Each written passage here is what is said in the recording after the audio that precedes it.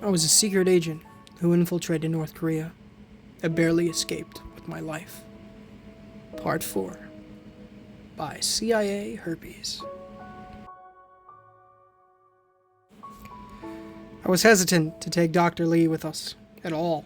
I knew if I had been captured, he wouldn't have hesitated for a millisecond to dissect me alive or use me as a guinea pig for some excruciating, hackish experiment. But he turned out to be more useful than I ever imagined. He sprinted down the long, concrete hallway, leaving drops of blood from his streaming nose as he went.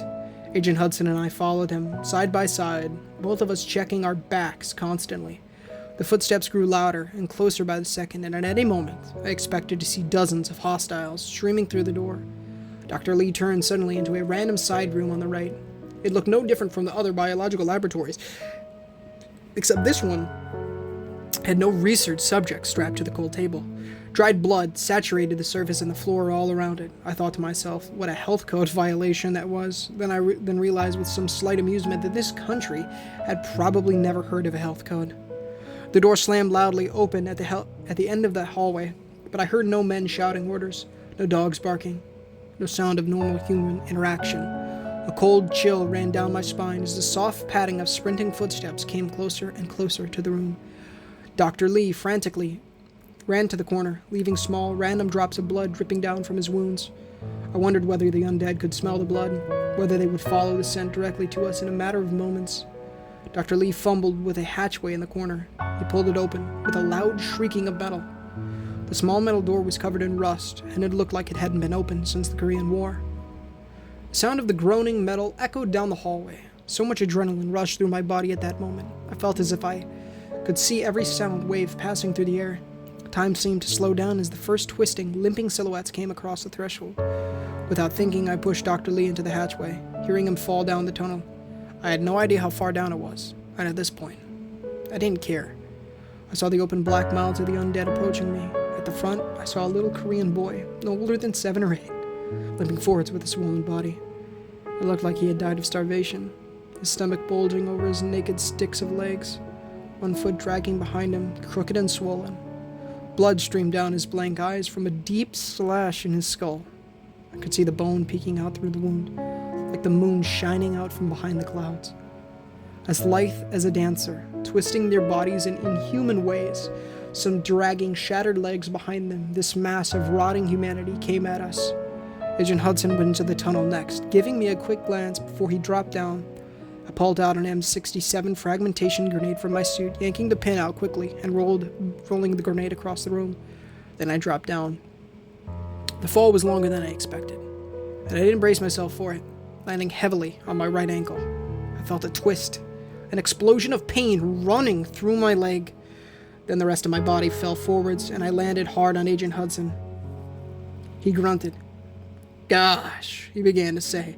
Then the grenade went off. All I remember was thinking the world was collapsing around me, that the sun had gone supernova and blown apart the entire planet. But within moments, as heavy clouds of earth and stone fell from the ceiling, I felt something smash into the back of my head. My vision went white for a moment, warm blood streaming down my back. Then I was gone. "Can you hear me?" a voice asked from far away. I saw darkness, felt something sticky in my torso and head. I groaned, not moving or responding for a few seconds. "Can you stand?" My vision started to return. I remember what had happened, then sat up quickly, causing a lightning bolt of pain to sear through my head. I gritted my teeth, pressing both hands against the side of my skull, as if I could keep the pain contained with simple pressure. "Oh, dang," I whispered. "That really hurts." I saw Agent Hudson kneeling next to me in the dim light, looking over. I saw Dr. Lee sitting calmly next to me, his eyes revealing nothing. He might have been watching an infomercial on late-night TV for all the expression showing on his face. "Here," Agent Hudson said, reaching into his pocket. He pulled out a couple tablets, pre-sealed in foil. "It's naproxen. I leave. It's not great, but it's the best we have, unless you want to try some of the etorphin." I smiled wearily at his joke, then unwrapped both capsules. Agent Hudson held out a flask that he had pulled out of nowhere, like a magic trick. He pressed the warm metal of it against my palm. It's a little early to start drinking, I muttered, my head splitting in a horrible migraine. No, it's Gatorade, he said. I just use the flask because it's small and it's metal, so maybe it'll stop a bullet one day. Can you imagine this thin, pathetic thing saving someone's life? I took a sip, handing it back to Agent Hudson. He didn't offer Dr. Lee any. In fact, he acted like the mad scientist didn't even exist. Groggily, I rose to my feet. Waves of nausea ran through my stomach, and I grabbed my head again with my hands, massaging the scalp to try to help the migraine. I felt a deep gash on the back of my head, and clotted, sticky blood had dripped down beneath my camouflaged uniform. I looked at Agent Hudson and Dr. Lee. They seemed mostly fine, though they had cuts and scrapes all over their bodies. A thin covering of dirt and dust had settled on their faces, even covering Dr. Lee's thick, black-framed glasses. He took them off and tried to clean them on the inside of his shirt. Okay, Dr. Lee, Agent Hudson said in an icy tone, using his limited grasp of Korean to communicate. This is your rodeo now. Lead the way. Dr. Lee did. Rising quickly, his nose mashed to one side, his face covered in drying blood. He looked nothing at all like the professional, clean doctor we had found in the lab. So why were you hiding at first? Dr. Lee said nothing, seeming to ignore the question. Then in a monotone voice, looking straight ahead down the dark, cramped tunnel, he answered, starting to walk forwards at a quick pace, who followed closely behind. I haven't been entirely truthful with you, he said. No crap, I asked, my voice seething with sarcasm. Agent Hudson gave me a nasty look, then he motioned for Dr. Lee to continue. The last time this happened, he began, was during the Arduos March. Someone released this resurrection virus then, too. I don't know who or why. We will probably never figure it out. But this time, I think I know who did it. Or at least I can narrow it down to a few people. There is a group within the weapons complex who wants to overthrow Kim Jong-un by any means necessary. They hope to destabilize this country, leading to a revolution. These are the only people who I believe have the motive and opportunity. A few work on the same level of the building as me, dealing with level 4 and 5 bioweapon agents. They have tried recruiting me on multiple occasions. I refused, out of concern for my own life, but neither did I report them. They have connections, allegedly all the way up to Kim Jong-un's own sister, who is sending out feelers for what happened if she had her brother killed and took the position upon herself. From what I know, she ultimately decided not to pursue that possibility at the moment. However, if an epidemic started in the country and led to millions of deaths, if people started dying in gruesome ways and rising from the dead, this could shock the people into action. Government has its own kind of inertia. In a way, it takes another powerful force to interrupt its forward march into the future. But any force that can make the population rise is sufficient to lead to the destruction of the state. The dirt tunnel started to turn sharply to the right, and at the end I could see dim light coming in. As we got closer, I looked up, seeing an opening with a rickety ladder that let the moonlight stream in. That hatch shouldn't be open, Dr. Lee said, frowning. He began to climb up the ladder rapidly. Agent Hudson followed quickly behind him, his pistol grasped in one hand. He had it aimed at Dr. Lee in case he tried to run or trick us in some way. For all we knew, he could have assassins or snipers waiting for us who emerged from the hatchway above our heads. But I heard no movement. I followed up the ladder behind Agent Hudson, gripping my pistol in one hand as I slung the assault rifle over my back. I wanted to be able to fire at the first moment if necessary. Cold fingers seemed to tickle my back, goosebumps rising all over my skin. I knew something major was close, and I didn't want to reach that cataclysmic moment. I felt like a sleepwalker, striding blithely over the edge of a cliff. But even though I could see it coming, I felt unable to change my fate in any way. What I saw when I crossed over the last rung and entered into the dark world above stopped my breath. Hundreds of North Korean soldiers' corpses littered the field we found ourselves on, most of their bodies burnt beyond recognition. But still had their mouths open in silent screams. Their blackened skin cracked and broken from the immense heat. Their uniforms had been burned off, or in some cases, fused to their melted skin. What happened here?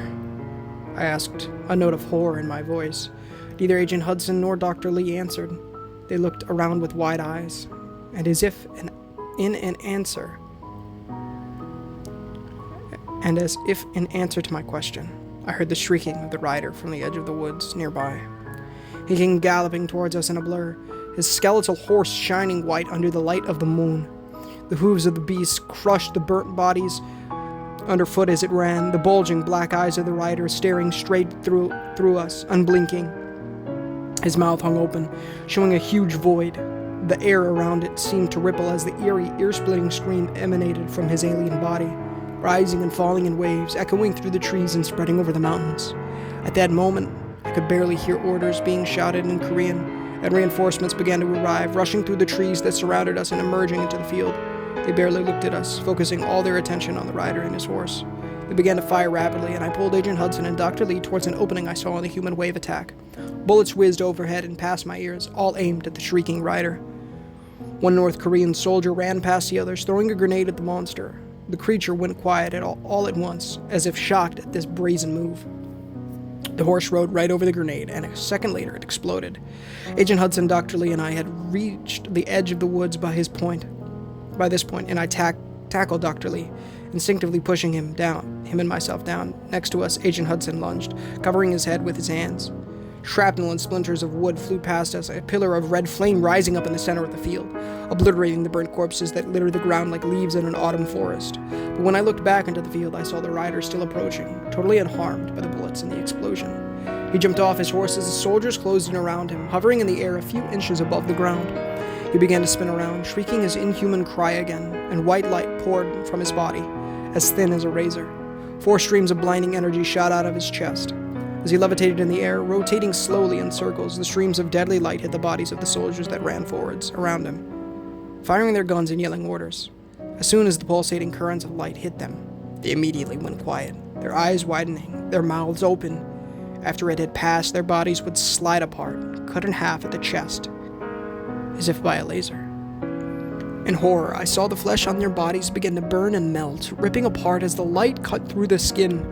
Within seconds, every person standing in the field was dead, their destroyed bodies falling on those of their comrades underneath.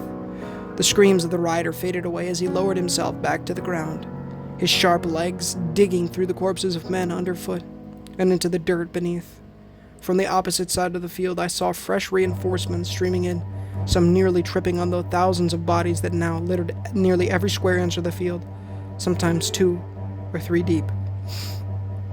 The rider paid them no heed, walking back over to his horse and mounting it with an alien grace. He started to ride towards us, the North Korean soldiers yelling orders at him and opening fire. However, it ended as quickly as it started when thousands of undead began to rush in from the surrounding forest, the mass of rotting flesh overtaking them like a stream rolling over a pebble. "Go!" I whispered, screamed at Dr. Lee and Agent Hudson. Dr. Lee was directly in front of me. I put my pistol directly against the back of his head, and if you try anything, I swear to you, I will blow your brains out before you even know what hit you. I'm not in the mood to be fricked with. Got it? He nodded, his eyes gleaming under his thick glasses. He turned away from me and started going at a jog, staying close behind Agent Hudson. Once we had given some distance between ourselves and the field, I turned, seeing no sign of the rider. Agent Hudson pulled out his electronic compass, sighing when he saw the coordinates. He pulled out a satellite phone from his pocket and dialed a long string of digits. After a few seconds, he said, "We're 15 minutes from the extraction point. 1 in tow, level 5 situation is in progress near the border. We need immediate backup." Without waiting for a response, he hit the end button and shoved it back into his pocket. He looked back at Dr. Lee with pure and utter hatred. "You know," he said as we began jogging through the woods, going up and down mountain trails and around huge rocks and ancient trees. "My grandfather was in the Korean War. Ray Hudson. He was captured and tortured by scumbags like this guy." He pointed a trembling finger at Dr. Lee. Agent Hudson did not look good. Even under the dim light of the moon and stars, I could see his neck wound had turned a sickly purplish color. He pulled out his pistol and put it into Dr. Lee's head, still shaking with anger. Or maybe something else. "I'll kill you right now. I swear to you. Give me one reason not to, you motherfricker. I'll scatter your brains all over this place. You understand me, motherfricker?" Dr. Lee nodded, his eyes wide with terror. "Agent Hudson," I said sharply. "What are you doing? Lower your weapon. This hostage is valuable." He kept shaking, his finger tightening on the trigger. I braced myself for the shot, for the back of Dr. Lee's head to dissolve in a spatter of gore and bone fragments, but at the last moment, Agent Hudson holstered his pistol. He slung his assault rifle back around and motioned with it for us to keep going. I wondered what I had just seen. He seemed like he was losing control in some pivotal way, but he was also my superior. This was only my first mission, and who was I to tell an experienced agent how to do his job? But it still felt wrong. Finally, we saw the watchtowers in the distance, poking up above the trees as they went in a line all up and down the looming mountains. From here, I could see for miles in the Chinese direction. I saw countless lights from cars, houses, and businesses, but when I looked over to the North Korean side, I saw only darkness stretching for as far as the eye could see. "Just up here," Agent Hudson said, pointing to the other side of the guard tower. I saw barbed wire stretching out across our path, tightened around the trees and pulled taut to mark the border. I could easily cut it with the clippers on my belt. But as I walked up to it, checking to my left and right, a swarm of activity started behind us. Leaves rustled and twigs cracked as many feet trampled the ground. Through the trees, I saw dozens of North Korean soldiers emerge, pointing their guns at us and shouting orders. Dr. Lee put his hands straight up in the air. "Please, these men kidnapped me," he screamed. "I think they're agents of the Imperial American government. Help me!" I saw my life flash before my eyes. I didn't know whether to put my hands up or go out fighting. Turning, I saw Agent Hudson put his hands up, his rifle falling limply from the strap around his neck. He winked at me. Following his lead, I dropped my rifle and put my hands up as well. The North Korean men, running forwards in their brownish-gray uniforms, pulled out handcuffs to arrest us. Then sniper fire rang all around us. I ducked to the ground, covering my head as the face of the nearest soldier exploded. The others quickly followed, their chests and heads disintegrating under the impact of the hail of bullets. And soon, it was silent again. I took my hands off my head, raising it slowly, seeing the still bodies of all the soldiers laying sprawled on the dirt. I looked across the border and saw Agent Streicher walking forwards in his immaculately pressed black suit, surrounded by a team of men in camouflage. They sniped through the barbed wire in seconds and approached us. Nearby, I heard helicopters descending. I looked over and saw Dr. Lee, still alive, looking shell-shocked and confused. Agent Streicher told him in Korean to put his hands behind his back, and they handcuffed him there on the spot, pushing him towards one of the helicopters. Agent Hudson and I followed wordlessly behind. Crossing over the border, I saw men climbing down from the trees in ghillie suits, sniper rifles slung around their necks. Wordlessly, we began to enter the black helicopters that landed. Agent Streicher sat in the one we entered, waiting. As soon as we sat down, he congratulated us on the mission well done. On a mission well done, and especially on capturing Dr. Lee, who would provide invaluable information to his interrogators. I just felt grateful to be alive after the horrors I had seen. But as we got evacuated from that place, I looked over at Agent Hudson and saw his eyes, blank and lifeless. They looked right through me as we took off. Eyes like those of a statue.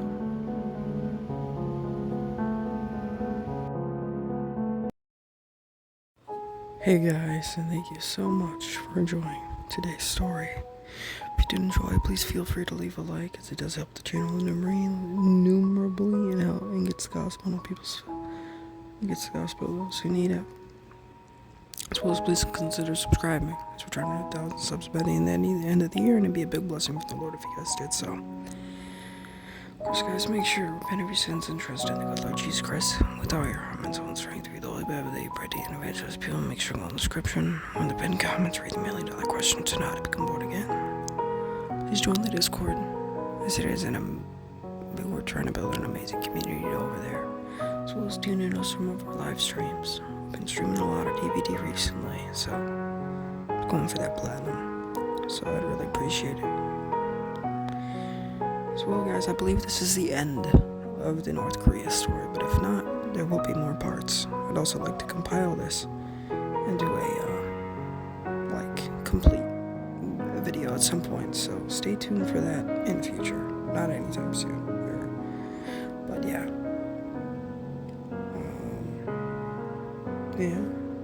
But until next time, guys, this is Ninja Gamer, signing off.